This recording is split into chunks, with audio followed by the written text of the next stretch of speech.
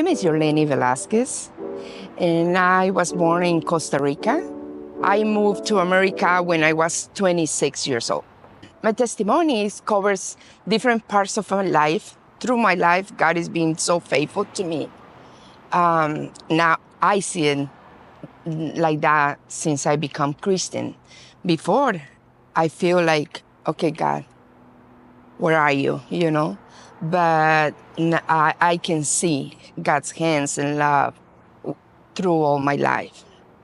I'm gonna start when I born. Like I said before, I born in Costa Rica, and my parents, they're 17 and 18 years old at that time, and my father, my biology father, he was a boxer, a professional boxer at that time in Costa Rica, kind of famous over there. So I'm the firstborn of of them. They expecting a boy, you know, and when I born sick, a little bit smaller and under the weight, and a girl. Because my condition, the doctors decide that I need to stay in the hospital. When I have to stay. Mom went home. According to what I know, I'm stay for 8 days in the hospital till I'm ready to go home. So the hospital, they never came and visit me or see me while I'm in the hospital. Actually, one of the nurses gave me my name. And like I said, 8 days after, they called my mom and told her that I'm ready to go home. And they answered her and my father, they answered, no, we don't want to pick her up. And definitely they asked why. Said, no, my father says, first, she's a girl. And second one, she's sick. She's not good for nothing. So they left me in the hospital. They keep me for a little bit there. But I believe they made some research. So they found my grandma by my mother's mom. And they contact her at that time. And they ask her, okay, the baby's been here for a couple of weeks. She's ready for go home, but her parents don't want her. You're the first that we want to offer to get it, or otherwise we're gonna call the government to keep her. So my grandma and my aunt and my uncle picked me up, and I'm being raised by them.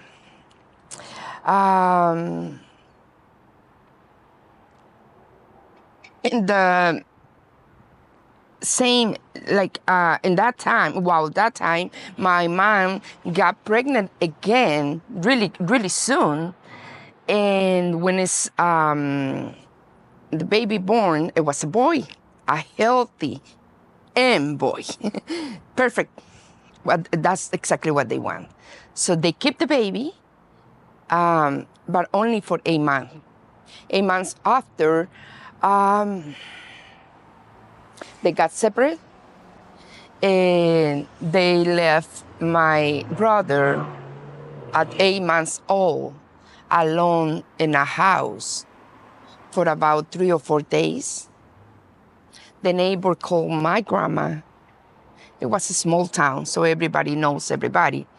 So they called my grandma and said, hey, some animals is in the house. And nobody's came for a while, for a couple of days. So we want you to come. That house belongs to my grandma. So said, we want you to come and check it out because we don't want those animals to come over to our property. So my grandma went and checked, and the surprise that they got, it was not animals. It was my brother was making sounds like because he don't even have the strength to cry no more after 3 or 4 days without food, changing diaper, nothing. So for that reason, my mom and my aunt and uncle get my brother, and we raised together. We was raised together. We know these details since we was little. I remember very little, maybe 4 or 5 years old. I remember my aunt telling us all of this, and it was hard for a little kid, to understand. But anyway, we keep growing. I don't see them never until I believe I was 8 or 9 years old, because that event I remember very clear. So I'm gonna say maybe 9 years old. I was 9 years old when my dad came to visit us.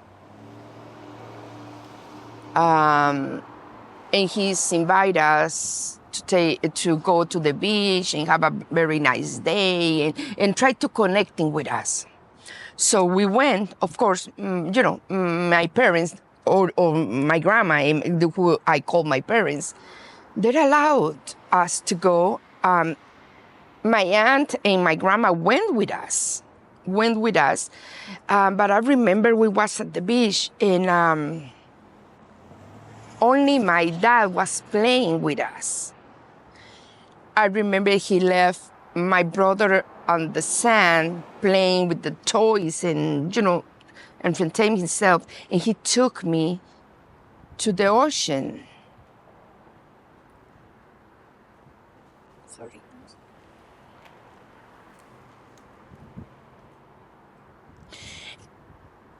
And he sexual abused me. Right there.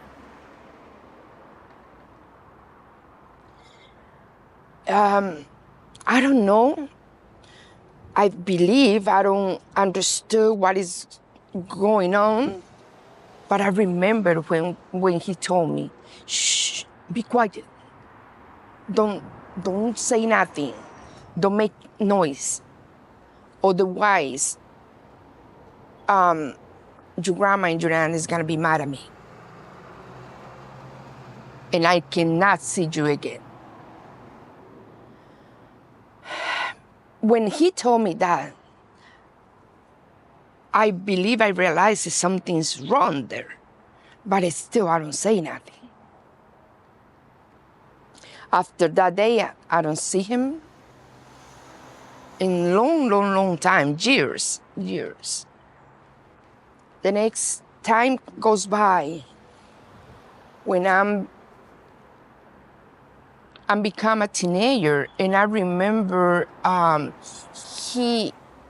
we saw him again in the high school when we was in the high school, my brother and I. So my brother and I is 11 months apart, so we always together. I remember when I saw him in the high school that he was managing the cafeteria of the high school. And I told my brother, "Look is that Dad?" And my brother says, "Oh yes, he is." So 13, 14 years old, we want to impress the friends, and we run and say, "Oh, look, the manager of the cafeteria is our dad." I don't know what's been thinking, but we did it, and we brought a bunch of friends, and when we got there, we start, "Daddy, Daddy," and he immediately says in front of everybody, "Don't call me Daddy. You guys not my kids. You guys are the dark part of my youth."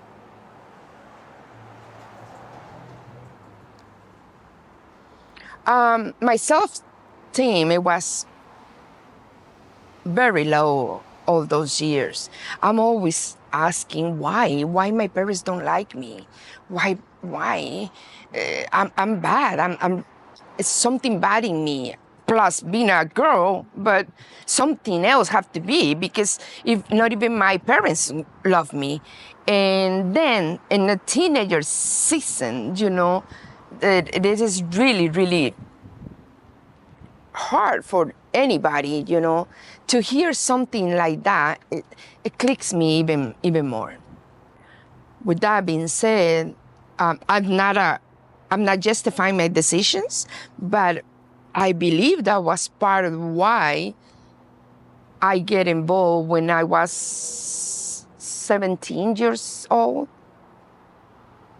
When an older man, I got in a relationship.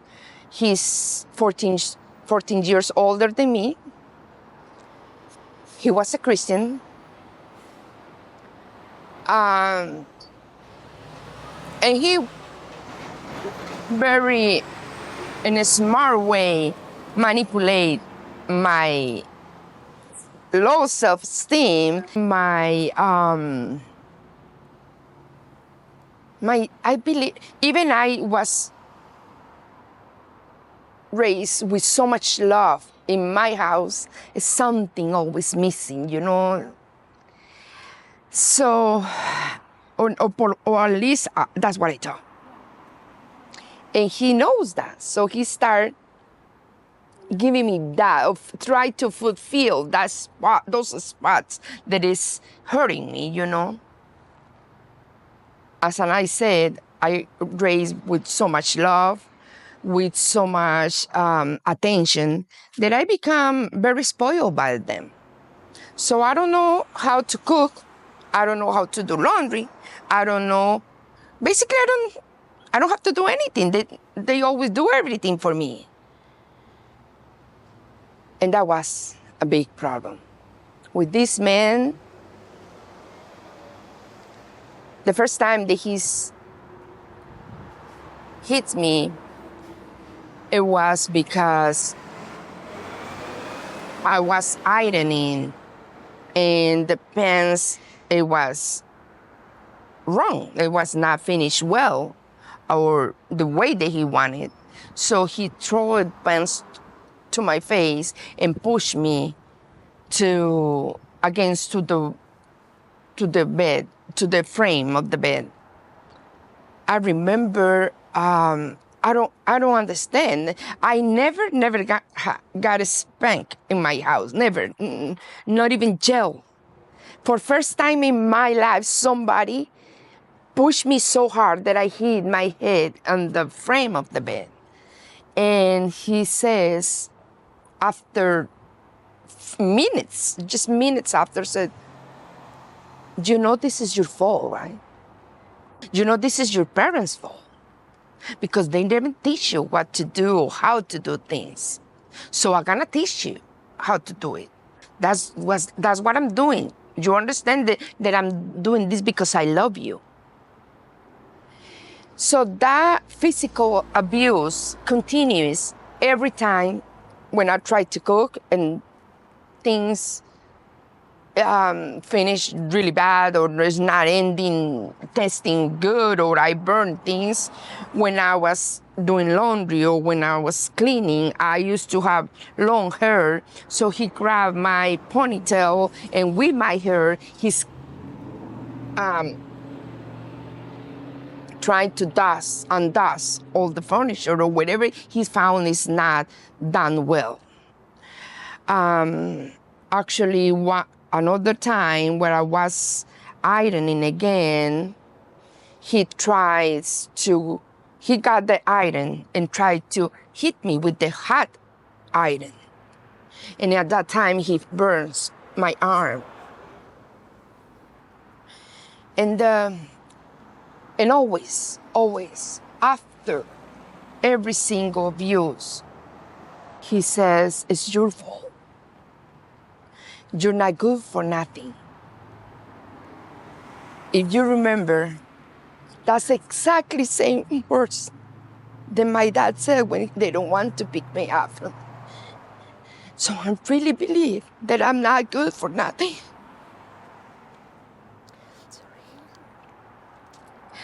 So even though I start hiding, I start visiting my family, I'm stop having friends or visiting friends or not allow friends to visit me so they don't know my bruises and what is going on in me. He's teach me to walk looking down because I'm not worth it to look up. And so many things. He's abused me mentally, physically, and verbally, constantly. But at the same time, he's hugging me and kissing me and telling me, I'm just trying to do the best for you. I'm trying to mold you to be better or to be good. I never had the strength to run away or leave him. No, that's because that's love. That was my first love. And for me, that's love. He's doing what nobody's doing it for me. Even it wasn't the hard way, but the hard way was my fault. So one day, he didn't want to leave me for another, I'll try to say another woman, but no, for another girl. He left me, and when I asked him, who is she and how old is she? Because I was young, I was 20 years old, and 20 or 21 years old, and I don't understand. I think people got or husband left wife when they're 50 or 60 and they're bad, or I don't know, all those. But no, I was skinny and, and 20 years old or something. And when he's telling me she was 16 years old. Even in that moment, I don't get it. I don't get that I was wrong. I just feel even more down because, again, I'm not good for nothing. It was really painful. It took me for a very, very, very deep depression. Till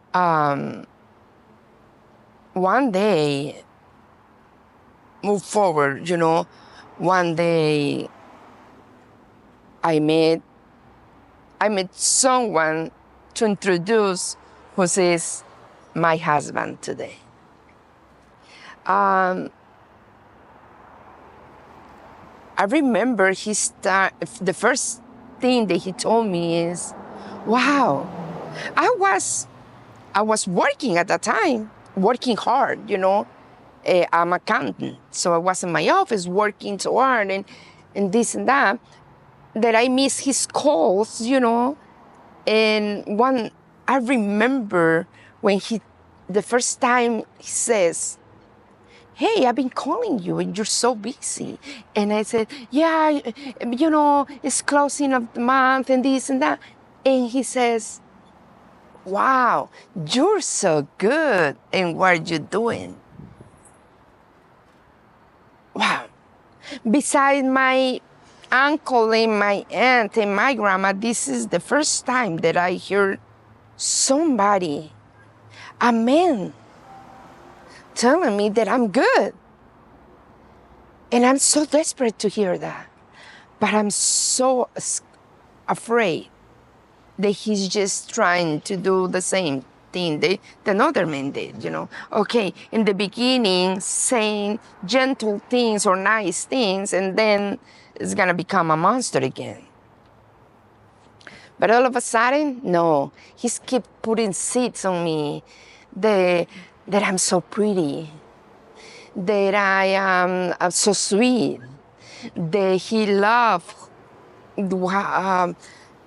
how I say things or how I know a lot of things. And he started encouraging me and build me up and build me up. And I feel like, okay, this is not real.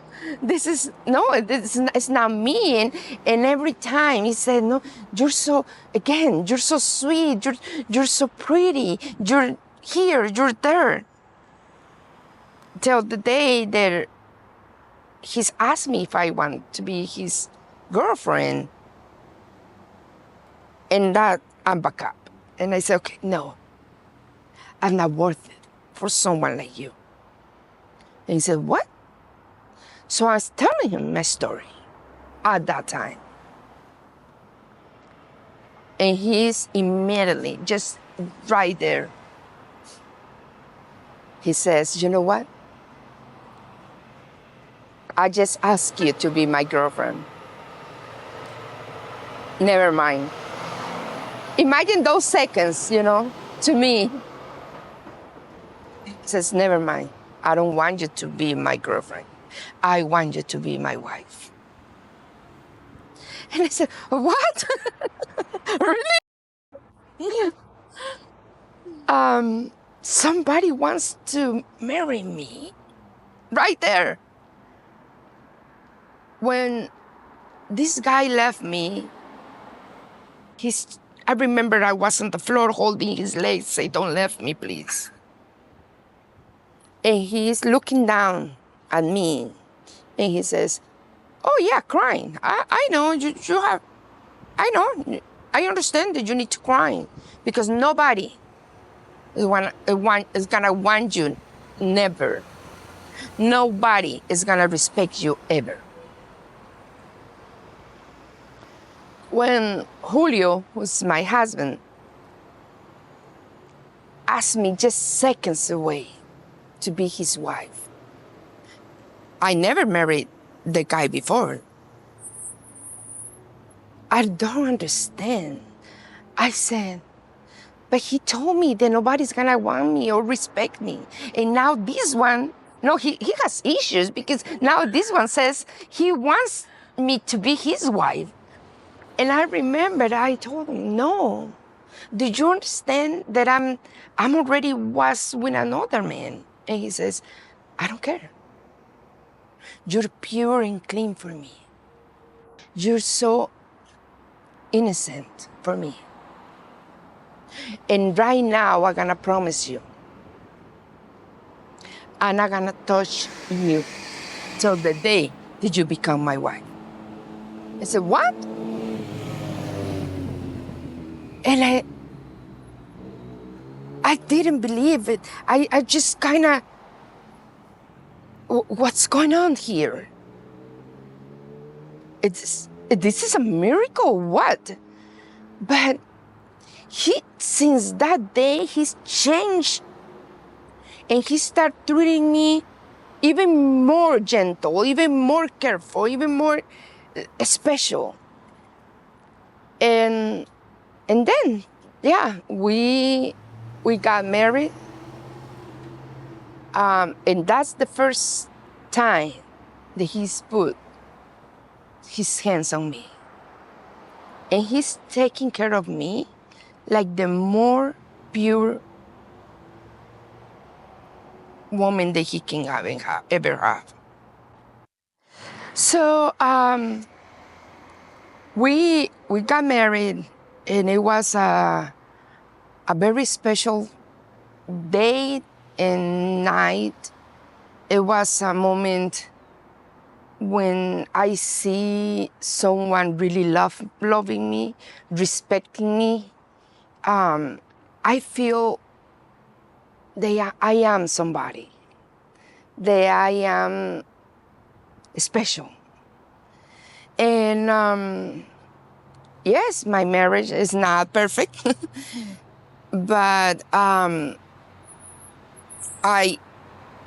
can see, how we help each other, how we build up each other because Julio came with his own backpack. So, and it was amazing how God put us together and keep us together. So we have our family, and from the 3 children, the youngest is a boy. It's 2 girls and a boy. When that pregnancy was very difficult since the beginning. It was a high-risk pregnancy. And all of a sudden, the moment when it was for the delivery day. So, yeah, that delivery it took me 26 and a half hours in labor. I don't want medicine because I have my 2 daughters without medication. So, but all of a sudden, when it was around 16 hours of labor with pain of 7 centimeters dilating, I get exhausted and I pass out. When I pass out, the baby don't get enough oxygen in his brain. Nobody told me that in that moment. It just happens, okay? When they bring me back, I have oxygen mask on me and blah, blah, blah. And still have to wait for almost 7 hours to deliver the baby. Because, well, at that time, they put me medication and everything. They said this is too much. And but they said, we still believe that you can have it in the normal delivery because you already have the 2 babies, the 2 other kids like that. So anyway, he's born almost 7 hours after. And they said everything was good. Well, time goes by, it starts showing some things. The baby don't turn around by himself. Then the baby don't lift his head. The baby rolling so much. Things little by little. Because it was my 3rd child, I know something is not normal here, but I expressed my concerns to the doctors, the pediatrics, and they always said, oh, no, it's okay. Oh, no, it's okay. Anyway, all of a sudden, for when he's 18 months old, he has the first seizure. And that's because of that seizure, he's ending in the hospital. And is when his diagnosis came out. And it was cerebral palsy and epilepsy at that time. It was shocking. It was kind of, I know something was wrong, but I didn't expect some kind of diagnosis. So I remember I was quiet. I just don't react. And one of the neurologists came to me and held my hands and said, Mom, God only gives special kids to special moms.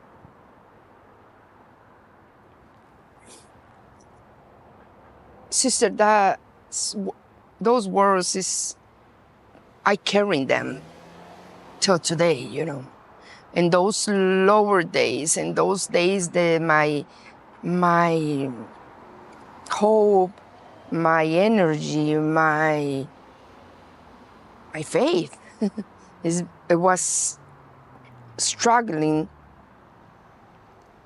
I keep those words and said, come on, Yorleni, you can do it. You can do it.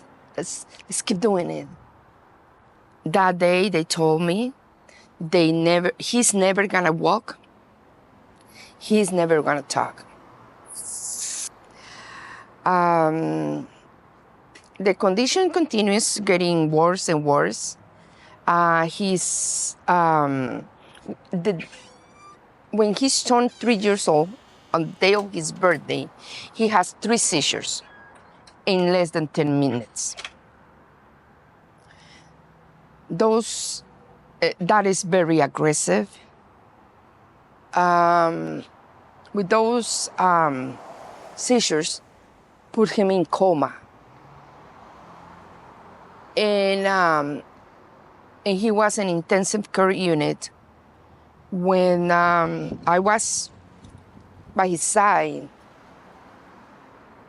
And the doctors came and told me there's nothing else that they can do for him. He's gonna be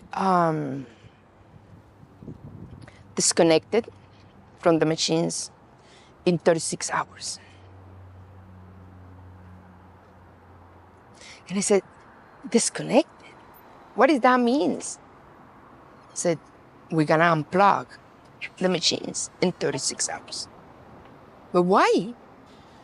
He said, well, legally, that's what we have to do. I remember I was not a Christian at that moment. But I remember I hold his little hand. My husband was by my side. And I'm start praying. And I said, Lord, before me, my baby is yours.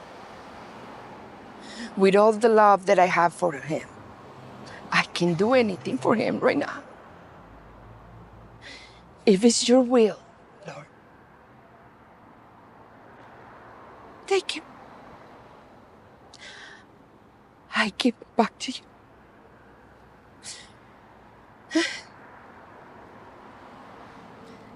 Take him.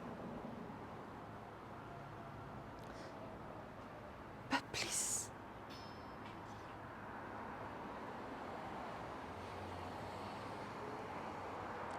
help me, because I need to keep surviving for my 2 daughters. I remember my husband gets so mad right there in ICU. He says, are you crazy?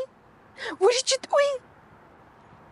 You're telling God. Did you know what you're telling God? You're telling God that he's going to die. That it's okay for you. And I said, it's not okay for me. I'm just doing it what I have to do because there's nothing else that I can do. And I said, but Lord, please don't let disconnect them because my son is not a machine. My son is not a vacuum. Just take him. And my husband gets so mad that he left the room. And hours continued to pass. So he left the room and I'm stayed, with my baby. And doctors, doctors in and out, nurses in and out.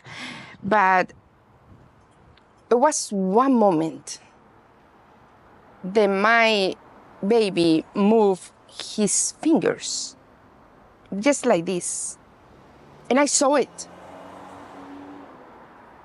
But it was just me. So I saw it and I called the nurse. And I told her, he moves. And she came and checked the machine and said, all right, Mom, I understand, Yeah, it's hard. It's hard to get in this point. Like made me think you're crazy, you're saying things that is not happening. Said, I understand, Mom, it's hard. And the machine is not showing any movement, Mom. Maybe you're tired. You want to go home and rest? And I said, he's not going to wake up, she says. So go in and rest and come back and say, I'm not gonna move, not even 1 second. I'm gonna stay here. And by the way, I know my son's move his little fingers. But so at that time, I changed my prayer. And I said, okay, Lord, you know that I see that my baby move his fingers. Please, Lord, do a miracle. Bring him back. And I promise you, I don't know why I promised this, but I promise you that if he lives, he's going to serve you for the rest of his life. That's what I said in that moment. Honestly, I don't even have a clue the why I said that. Hours continued to pass in. About 2 hours, 2 hours before the timeline, all the people start coming, like nurses, psychologists, neurologists, pediatrics, a few of them. It was maybe around the crib, it was around 8 or 10 people there, plus my husband and I. And they starting explaining to us what is going to happen, preparing us like if a parent can be prepared for something like that, So preparing us for what's going to happen. And they suggesting in that moment we left the room so they're gonna do their job without we seeing what's going to happen. Because it's too painful for us to see it. So I said, nope, I'm not going nowhere. Whatever you guys going to do, I'm gonna be here. So we still there, they're explaining things and they're and that talking each other about the situation and this and that. And all of a sudden, remember that's, at the time that happened, it was his 3rd-year-old birthday, So he never talks before that. The baby was laying on the crib. He turned his head like this to the side that I was, opened his eyes, and he says, Mom. Very clear. And when that happened, he turned his head again and closed his eyes. And those machines start making those sounds. And of course, everybody start moving, start running, start doing things. And yes, at that moment, they put me aside, not take me out, but put me aside because they needed space. And in about 15 minutes, I don't know, honestly, I don't know, but it was minutes after, they turned to us and said, he's back. He is back. And my son was back. After that, maybe next day, he was out of ICU, put in the regular room for 2 more weeks. So I'm gonna say 2 more weeks. And starting all kind of therapies, physical therapies, occupational therapies, speech therapies, and everything. But still, the diagnosis is not very hopeful. It's still gonna be, he's not going to talk or walk, but the therapist is part of the treatment, starting with so many medications. My son was at the point to taking 17 pills daily. trying for everything, different for the epilepsy. Seizures don't stop continually, different directions comes and goes, till when he's turned 6.5 years old, he started walking. When he was 8 years old, he started talking. He used diapers till he's 16.5 years old. I remember my friend told me, what if he's not going to heal that part of him? And I remember told her, if God heal him, when his movement, because at that time, Tito talks and walk like, okay, I said, he will heal him. And yeah, he's left, she don't use diapers since 16.5 years old. Still, his diagnosis, plus they already had, is now mental disability. They don't call it anymore mental retardation. It's mental disability. And recently, 3 years ago, the most recent diagnosis is intestinal paralysis. So that means just with treatment, he goes to the bathroom and all these kind of things. But it's okay. It's okay. God continued to working on him. I want to mention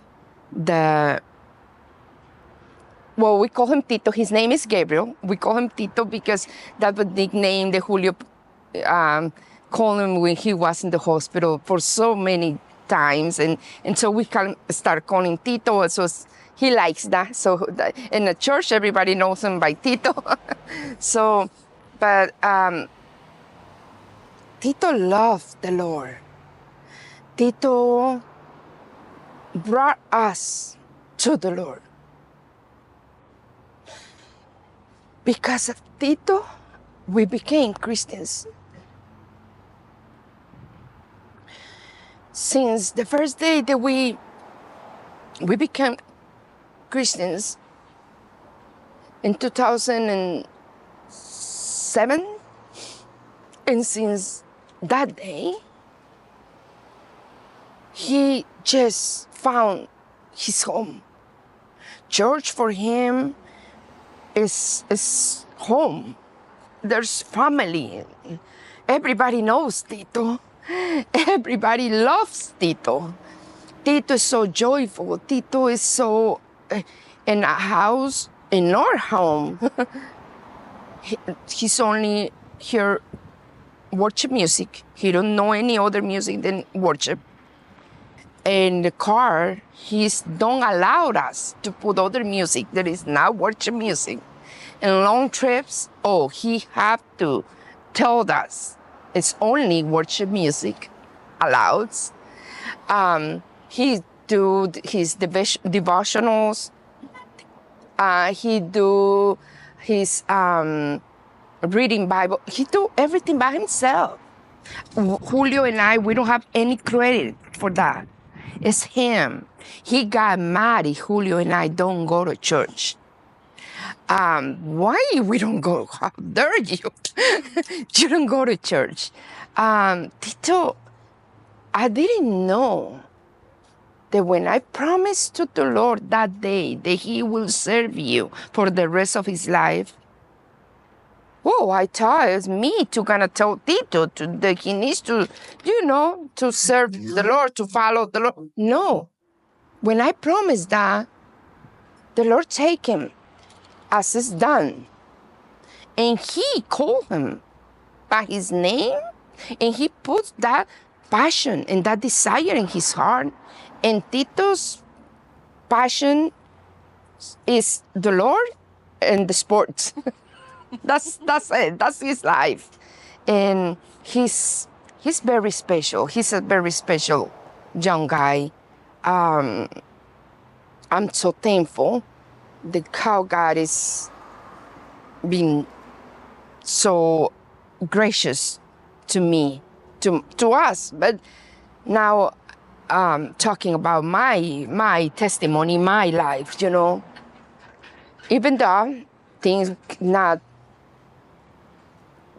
perfect and trials comes.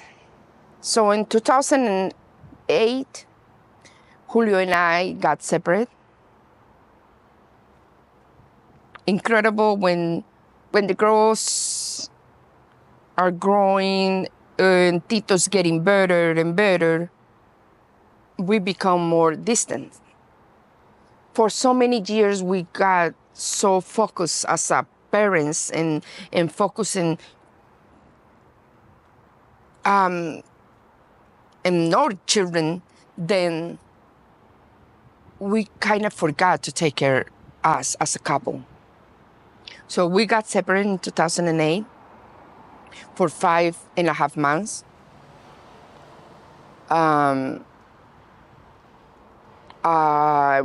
Certain point of that time, I told him that just call me when he has the papers ready, and I'm ready to sign for divorce.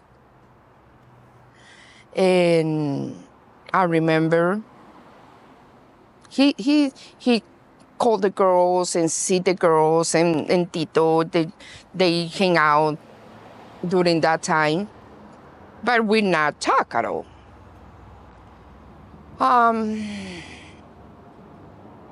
Someday he called me, and I remember when I see the caller ID, I was checking, and I said, "Oof, so paper's coming." So I answered, and he says, I need to talk to you tonight. And I said, okay. So the girls got so excited, and the girls told me to pick up the nice clothes and put me makeup and all, perfume and everything, because Papi and Mommy finally gonna talk. And I said, girls, don't get too excited, Maybe it's just to sign papers and that's it, And they said, no, Mom, but if Papi see you, things is gonna change and blah, blah, blah. So that night, during those months, I was praying and praying and praying. I was visiting some local church. At that time, we live in Tracy, so we visiting some local churches and this and that.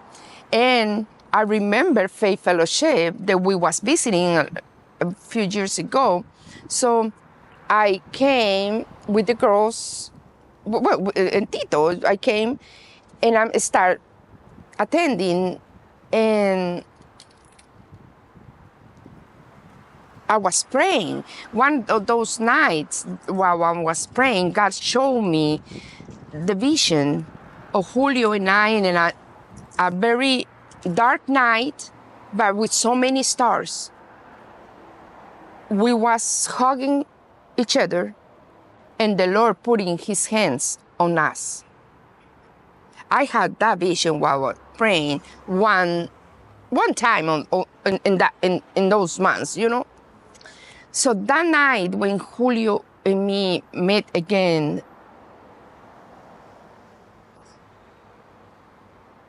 it was in Pleasanton when you can see the sky. I was there, and but I don't realize in the moment, of course, we was talking, and all of a sudden, while he's talking, he's just literally jump on me, and I'm kind of scared. And he says, "No, it's me. Why you're scared? I never heard you before. I'm not gonna do it now." And he jumped on me and hugged me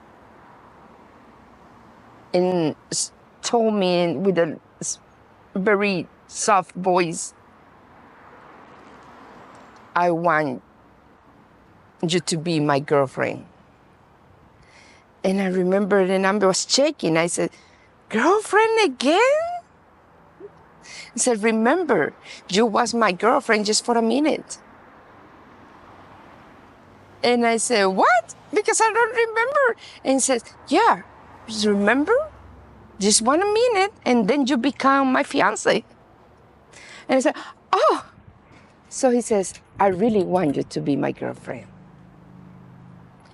And I remember I told him, wait a minute, where did this come from? He said, I miss you, I miss home, I miss the kids, and blah, blah, blah, you know? And I remember saying, well, now we're attending a church. And if you're not willing, that's something that we can not get back together. So he says, oh, really? I've been attending a Christian church since 3 months ago. It was another church in Livermore. And he says, actually, I was thinking to invite you and the kids to come with me and try it. And I said, oh, really? So we start crying and we start, you know, praising God. That's only God. That's full God, you know, once again. So, and it's a lot of hope there because now God is in the center of our lives, you know. Yes, before we believed, but no, that's not enough. To put God as a priority in our relationship, that's totally different. And so I know for sure that things is going to be way much better because this is orchestrated by God, you know. So say, sure, we can try it. So yeah, we visited his church for a couple of months, but the girls already love the youth here in Faith Fellowship. So one day we're talking and said, well, the best for us, because the age of the girls, the teenagers, said is to when they feel comfortable. And anyway, we like it too. So it's okay. So since there, since we came became members of Faith Fellowship till today, you know, we never stop till today. And it was amazing, you know. Church is home for us. The people in the Faith Fellowship is our family. It's our family. We have uncles, we have sisters, we have family. You know, we have grandpa. We have, you know, we have family there. You know, and it's been amazing.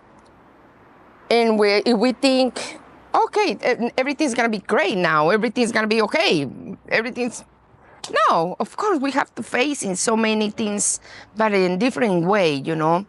Even though in 2009, they diagnosed me with cancer, uterus cancer.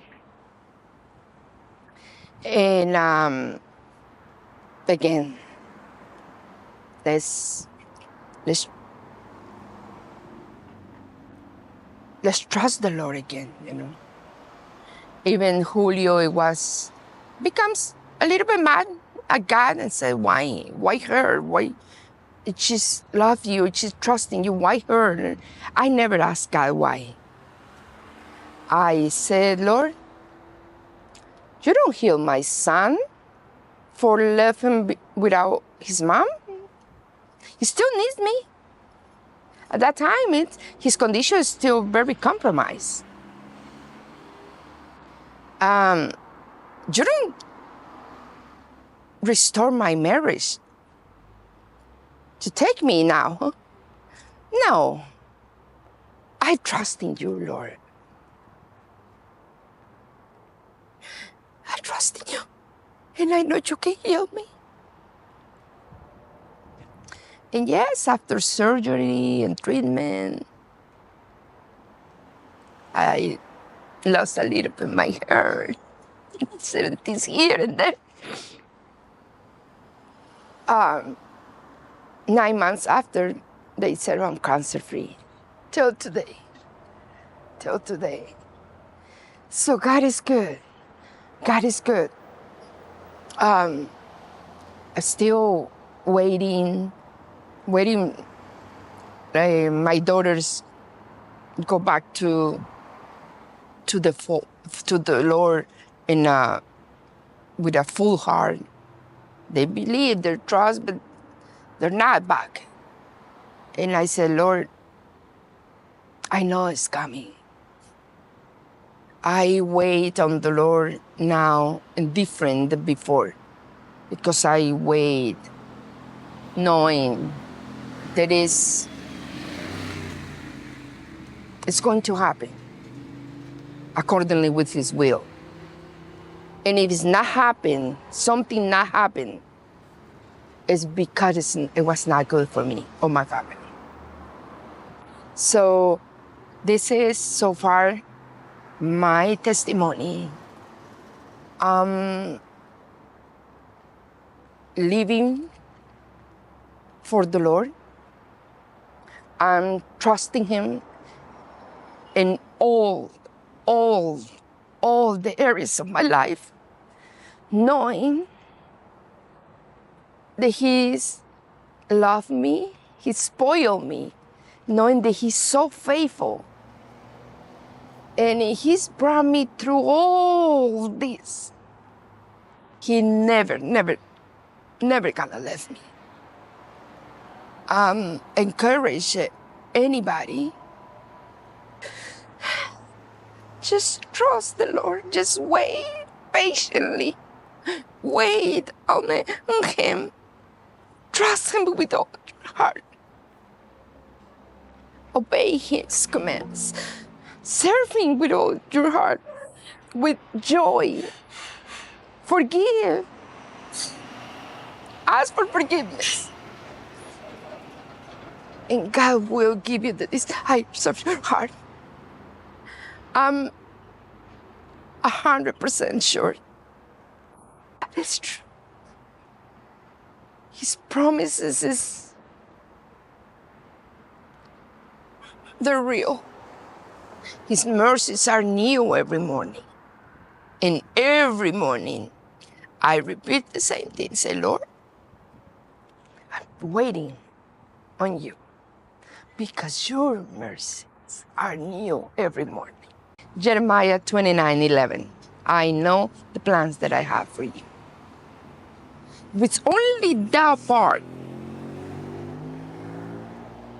just trust the Lord because He knows the plans that He has for us. God is good. God is good. And I'm different. I'm worth it now. I feel loved. I feel worth it. I feel special. And it's only because of Him. Only because of Him. And thank you for this opportunity. Thank you. Thank you.